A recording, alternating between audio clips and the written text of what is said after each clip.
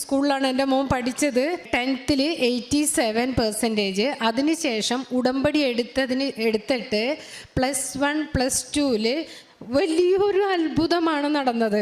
കാരണം എൻ്റെ മോൻ സ്കൂളിൽ പോകുമ്പോൾ മാതാവിനോട് പറഞ്ഞിട്ടാണ് ഞാൻ പോവാന്ന്. എക്സാമിന് പോകുമ്പോൾ അവൻ വിശുദ്ധ തൈലം വെച്ച് കുരിശ് വരച്ച് മാതാവിനോട് പ്രാർത്ഥിച്ചിട്ടാണ് എൻ്റെ മോൻ പോവുക.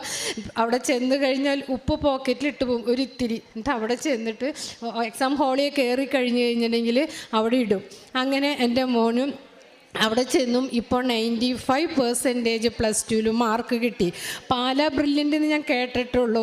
ഞാൻ ആലോചിക്കാറുണ്ട് എൻ്റെ കൂടെയുള്ള ഡോക്ടേഴ്സിൻ്റെ മക്കളൊക്കെ അവിടെ പഠിക്കുന്ന വരയ്ക്കും. നമുക്ക് അതിനുള്ളൊരു ഭാഗ്യമില്ല. നമുക്ക് മാതാവ് എന്തെങ്കിലും അനുഗ്രഹിച്ച് തരുമെന്ന്.